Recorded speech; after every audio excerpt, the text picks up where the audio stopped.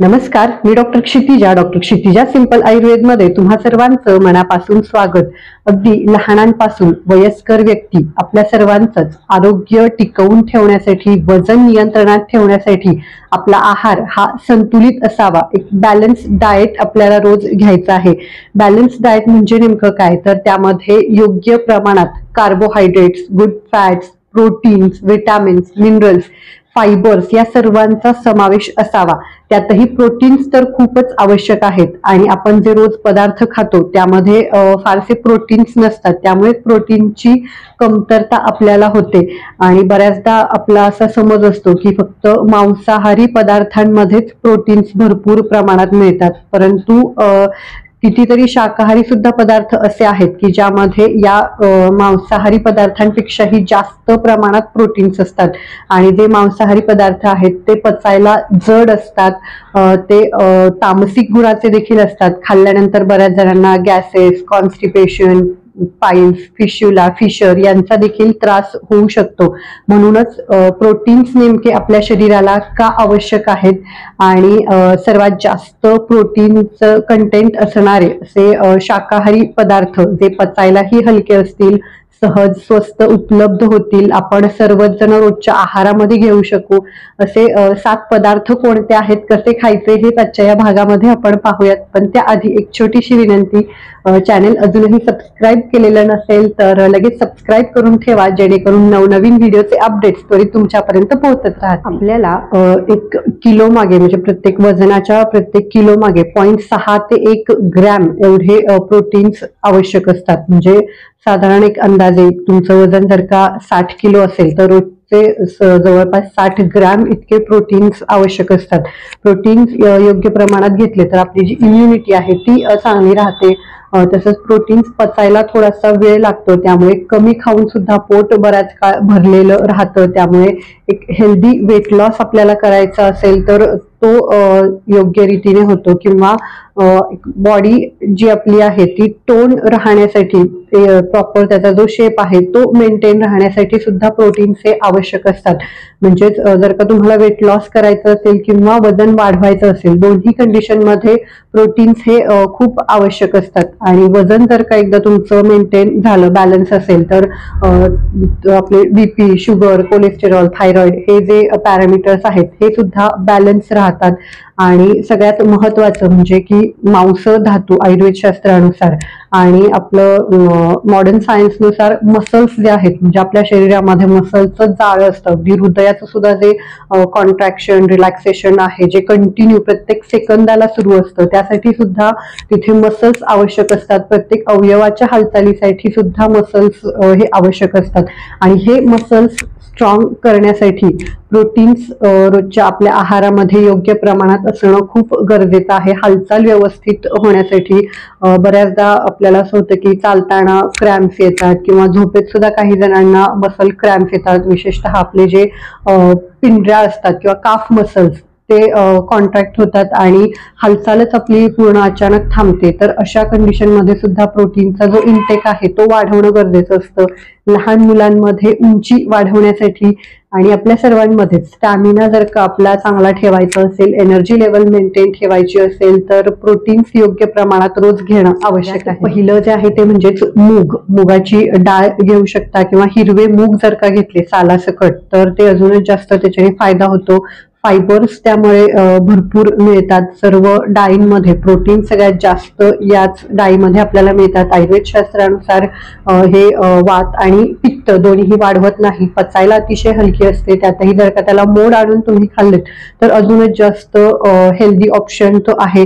त्यामध्ये मटकी, हरभरा मिक्स करून देखील त्याला मोड आणू शकता। फक्त ते कच्चे खाऊ नका, कच्चे खाल्लेत तर पचायला थोडेसे जड जातात, गॅसेस किंवा ब्लोटिंग, कॉन्स्टिपेशनचा त्रास होऊ शकतो। तर ते थोडेसे शिजवून त्याला तूप, हिंग, कढीपत्ता याची फोडणी देऊन खाल्लं तर पचायलाही हलके जातात, चव चांगली लागते आणि प्रोटीन्स देखील भरपूर मिळतात। म्हणजे जवळपास 100 ग्रॅम मुगापासून आपल्याला 24 ग्रॅम एवढे प्रोटीन्स मिळतात। तसंच तुम्ही खिचडीमध्ये किंवा त्याचे धिरड, डोसे असं बनवून, किंवा उसळ, मिसळ अशा कुठल्याही पद्धतीने हे जे मूग आहेत ते आहारामध्ये समाविष्ट करू शकता। इतर डाळी सुद्धा म्हणजे जर का पचत असेल तुम्हाला तर मसूर, तूर, उडीद डाळ हे देखील आलटून पालटून आपल्या आहारामध्ये रोज असणं आवश्यक आहे. म्हणजे तेल निघणाऱ्या बिया आणि सुकामेवा म्हणजे सीड्स अँड नट्स असं ज्याला म्हटलं जातं, त्यामध्ये हे शेंगदाणे जवळपास 100 ग्रॅम शेंगदाणे तुम्ही घेतले तर त्यातून 25 ग्रॅम एवढे प्रोटीन्स आपल्याला मिळतात. गुड फॅट्स त्यामध्ये असतात. फक्त जर का तुम्हाला वजन म्हणजे कमी करायचं आहे किंवा कोलेस्टेरॉल, हृदया संबंधित कुठला फारसा त्रास आहे तर अशा वेळेला खूप जास्त प्रमाणात शेंगदाणे खाऊ नका. रोजचे फक्त 15 ते 20 शेंगदाणे, ते देखील असे शेंगदाणे खाण्यापेक्षा गुळासोबत मिक्स करून त्याचं लाडू असतील किंवा चिक्की अशा पद्धतीने जर का घेतलीत किंवा घरच्या घरी बनवलेलं पीनट बटर हे देखील कधीतरी तुम्ही चवीत बदल म्हणून आहारात नक्कीच घेऊ शकता. त्यासोबतच तीळ, जवस हे देखील भाजून त्याची नंतर चटणी बनवली तर ते देखील आपल्या आहारामध्ये तुम्ही समाविष्ट केलं थोड्याफार प्रमाणामध्ये तर त्यातूनही आपल्याला चांगले प्रोटीन्स मिळतात. सुका मेव्यामध्ये बदामात सगळ्यात जास्त प्रोटीन्स असतात, त्यामुळे रोज 4 ते 5 बदाम रात्रभर पाण्यामध्ये भिजवून सकाळी जर का तुम्ही उपाशी पोटी खाल्लेत तर त्यामुळे सुद्धा भरपूर प्रोटीन्स मिळतात आणि इतरही त्याचे अनेक आरोग्यासाठी फायदे. म्हणजे दूध आणि दुधाचे पदार्थ. गाईचं दूध हे लो फॅट असतं, पचायला हलकं जातं, पित्त कमी करतं, त्यामुळे जवळपास 1 ग्लास तुम्ही दूध घेतलं 250 मिली तर त्यामध्ये 8 ग्रॅम एवढे प्रोटीन्स आपल्याला मिळतात. दुधामध्येही जर का तुम्ही थोडीशी विलायची, सुंठ, जायफळ टाकून असं रात्री झोपताना गरम असेल ते घेतलं तर त्याचे अनेक फायदे मिळतात. शांत झोप देखील त्यामुळे लागते. तसंच दुधापासून बनवलेले इतर पदार्थ, तूप रोजच्या आपल्या जेवणामध्ये 1 ते 2 चमचे असायलाच हवं. आवडत असेल तर आणि ताजं घरी बनवलेलं फारसं आंबट नसेल असं दही, ताक दुपारच्या जेवणामध्ये नक्कीच घेऊ शकता. पचत असेल, आवडत असेल, आम्लपित्ताचा वगैरे त्रास नसेल तर पनीर हा सुद्धा एक चांगला ऑप्शन आहे. जवळपास 100 ग्रॅम पनीरमध्ये 20 ग्रॅम एवढे प्रोटीन्स आपल्याला मिळतात, त्यामुळे ते नक्कीच आपण घेऊ शकतो. पुढचं म्हणजेच फुटाणे. यामध्ये सुद्धा लो फॅट आणि हाय प्रोटीन कंटेंट असतं. 100 ग्रॅम फुटाण्यांमध्ये जवळपास 19-20 ग्रॅम एवढे प्रोटीन्स आपल्याला मिळतात. ज्यांना वजन कमी करायचं आहे किंवा स्टॅमिना राहत नाही, लो एनर्जी असते कायम, तर अशांसाठी मधल्या वेळेत आपल्याला जेव्हा भूक लागते तर अशा वेळेला आपण वेफर्स किंवा इतर कुठले दुसरे नमकीन वगैरे खाण्यापेक्षा हा एक चांगला हेल्दी ऑप्शन आहे. याच्याने म्हणजे आपले जे टेस्ट बर्ड्स आहेत ते देखील बऱ्यापैकी त्याचं सॅटिस्फॅक्शन होतं, त्यामुळे सतत भूक लागायची सुद्धा कमी होते. लहान मुलांना तर आवर्जून फुटाणे दिले पाहिजेत. याच्यामध्ये क्लेद शोषून घेण्याची प्रॉपर्टी आहे. पचायला हलके असतात आणि कोरड्या वृक्ष गुणाचे असतात, त्यामुळे सतत जर का मुलांना सर्दी होत असेल, नाकातून पाणी येत असेल, कफाचा त्रास असेल तर त्यांना तर आवर्जून हे फुटाणे म्हणजे सोया चंक्स किंवा सोयाबीन बॉल्स असं ज्याला म्हटलं जातं. 100 ग्रॅम जर का तुम्ही हे सोयाबीन बॉल्स घेतले तर त्यातून आपल्याला 52 ग्रॅम एवढे जास्त प्रमाणामध्ये प्रोटीन्स मिळतात, जे कुठल्याही नॉनव्हेज पदार्थामधून सुद्धा आपल्याला मिळत नाही. शिवाय शाकाहारी असल्यामुळे पचायला देखील हलके जातात आणि प्रोटीन सोबतच यामध्ये आयर्न, कॅल्शियम, मॅग्नेशियम, फायबर्स देखील भरपूर प्रमाणात असतात. यामध्ये इस्ट्रोजेनचं प्रमाण वाढवण्याची देखील कॅपॅसिटी असते, त्यामुळे स्त्रियांना मेनोपॉज म्हणजे रजोनिवृत्तीच्या वेळी बरेच त्रास होत असतात. कंबरदुखी, पायदुखी किंवा शांत झोप लागत नाही, चिडचिडपणा होतो, तर अशांनी तर आवर्जून याचा समावेश आहारामध्ये केला पाहिजे. आठवडा 15 दिवसातून याची भाजी खायला किंवा पुलाव मध्ये टाकून कुठल्याही पद्धतीने आपण नक्कीच हे घेऊ शकतो. म्हणजे मटार, हिरवे मटार आता थंडीच्या दिवसामध्ये तर भरपूर बाजारामध्ये हे उपलब्ध होतात.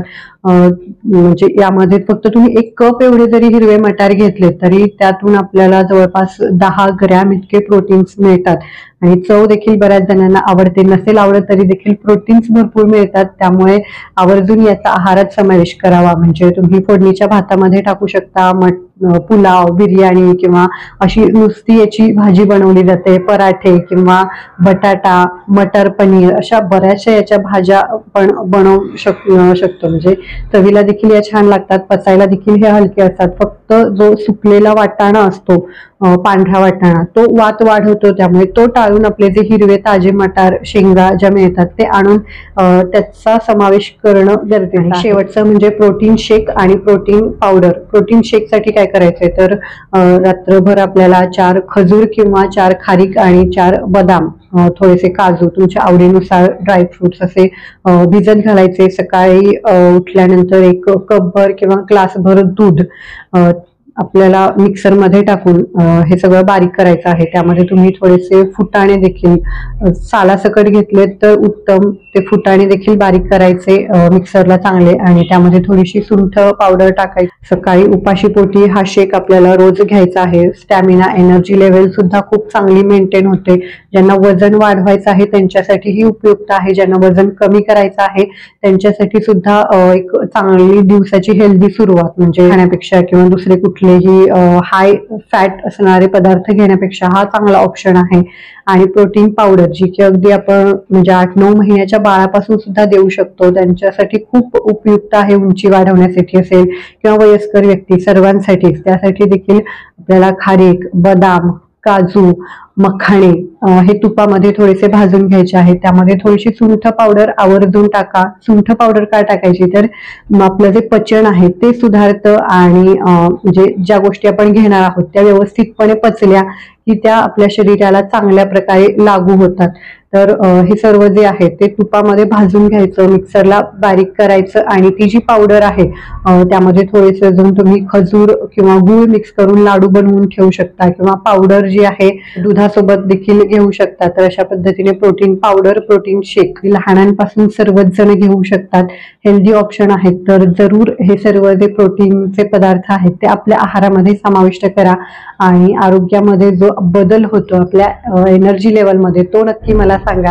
आजची माहिती कशी वाटली? आवडली असेल तर नक्कीच व्हिडिओला लाईक करा, इतरांसोबत जास्तीत जास्त शेअर करा, आणि अजून असेच आरोग्यविषयक व्हिडिओ पाहण्यासाठी खाली दिलेल्या सबस्क्राईबच्या बटनावर क्लिक करून शेजारी जे घंटीचं बटन दिलेलं आहे ते देखील प्रेस करा, जेणेकरून नवनवीन व्हिडिओचे अपडेट्स त्वरित तुमच्यापर्यंत पोहोचत राहतील. आजचा व्हिडिओ पूर्ण पाहिल्याबद्दल धन्यवाद.